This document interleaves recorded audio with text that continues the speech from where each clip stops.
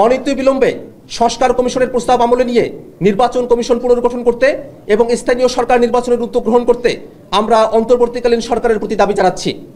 এই দাবিতে আগামীকাল জাতীয় নাগরিক পার্টি এনসিপি ঢাকা মহানগরের উদ্যোগে সকাল 11টায় নির্বাচন কমিশন কার্যালয়ের সামনে বিক্ষোভ সমাবেশ অনুষ্ঠিত হবে। স্থানীয় সরকার নির্বাচন দেওয়া এই নির্বাচন কমিশনের পক্ষে সম্ভব নয়, সেই আস্থাটা আমরা রাখতে পারতেছি না।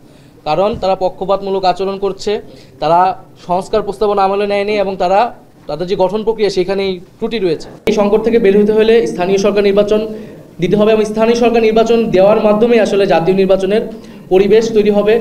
এই সরকার, এই প্রশাসন, নির্বাচন কমিশন কতটুকু সক্ষম সেটাও আসলে প্রমাণ হবে, কারণ দীর্ঘদিন বাংলাদেশে একটি সুষ্ঠু নির্বাচন কিন্তু আসলে ছিল না। এবং লোকাল গভর্নমেন্টের ইলেকশনের মধ্য দিয়ে সাংবিধানিক প্রতিষ্ঠানকে আমরা শক্তিশালী করে বাংলাদেশে গত তিনটা যে ইলেকশন হয়েছে, যে সিস্টেমের মধ্য দিয়ে এসেছে এবং বাংলাদেশকে হলো পঙ্গু করে দেওয়া হয়েছে, সেটা থেকে আমরা বাংলাদেশকে মুক্তির দিশা খুঁজতে। বৃহৎ রাজনৈতিক দল হিসেবে, প্রতিষ্ঠিত দল হিসেবে যেই ম্যাচুরিটি জনগণ তাদের কাছ থেকে আশা করে, তারা কিন্তু সেটা দেখাচ্ছে না।